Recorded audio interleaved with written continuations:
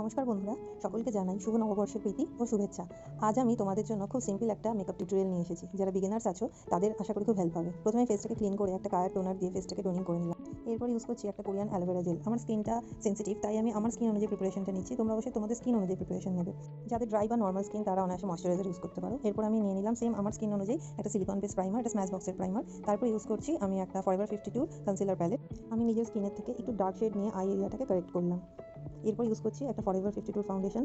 তোমরা দেখতে পাচ্ছ আমি ভীষণ কম প্রোডাক্ট নিচ্ছি, কারণ আমি ফাউন্ডেশন লাগানো একদম পছন্দ করি না। শুধু তোমাদের বোঝানোর জন্য আমি ফাউন্ডেশনটা ইউজ করছি, তাই খুব কম পরিমাণ ইউজ করলাম। এটাকে ভালো করে ব্রাশ দিয়ে ব্লেন্ড করে নিচ্ছি আমি প্রথমে। এটা ব্লেন্ড করার পর আমি একটা ওয়েট বিউটি ব্লেন্ডার দিয়ে এটাকে মিক্স করছি স্কিনের সাথে। এবার নিয়ে নিলাম একটা পিএসসি স্পটলাইট কনসিলার, যেটা দিয়ে স্কিনের হাইলাইটিং এরিয়াগুলোকে আমি হাইলাইট করছি। এটাকেও আমি বিউটি ব্লেন্ডার দিয়ে সুন্দর করে ব্লেন্ড করে নেব, যাতে এটা স্কিনের সাথে খুব সুন্দরভাবে মিক্স হয়ে যায়। একটা ভালো কনসিলার থাকলে ফাউন্ডেশন ছাড়াও সেলফ মেকআপ খুব সুন্দরভাবে করা যায়। এইবার পুরো বেসটাকে আমি সেট করছি পিএসসির একটা কম্প্যাক্ট পাউডার দিয়ে। এই কম্প্যাক্ট পাউডারটাও কম রেঞ্জে ভীষণ ভালো। আমি আজ টিউটোরিয়ালটা যতটা পেরেছি অ্যাফোর্ডেবল প্রোডাক্ট দিয়েই দেখানোর চেষ্টা করেছি। এবার ফেসের শেপটাকে ডিফাইন করার জন্য ইউজ করে নিচ্ছি ব্রোঞ্জার। মেকআপের প্রত্যেকটা স্টেপই খুব গুরুত্বপূর্ণ, একটা ভিডিও দেখে কখনো মেকআপ শেখা সম্ভব না।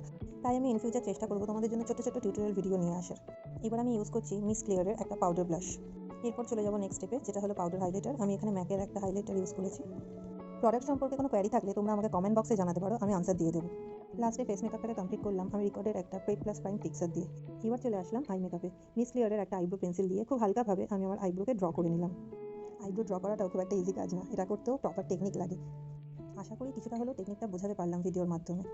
এরপর আমরা আবার আইলিড এরিয়াটাকে সেম পিএসসি কনসিলার দিয়ে কনসিল করে নেব। কনসিল করার কারণটা হচ্ছে আমরা যখনই কোনো আইশ্যাডো দেবো সেই কালারটা যেন প্রপার আসে আমাদের চোখের ওপরে।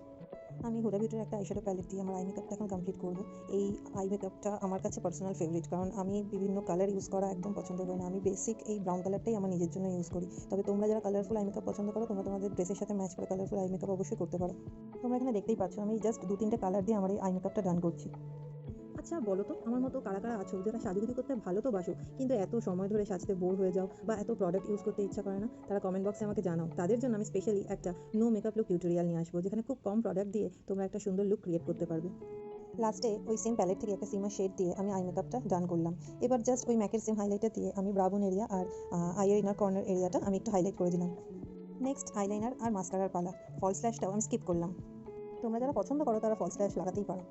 এবার হলো আমার সব থেকে প্রিয় জিনিসের পালা, লিপস্টিক। কিচ্ছু না সাজলেও লিপস্টিক পরাটা আমি প্রচণ্ড পছন্দ করি। শাড়ি যেহেতু পরেছি তাই টিপ আর সিঁদুর দিয়ে মেকআপটা কমপ্লিট করলাম।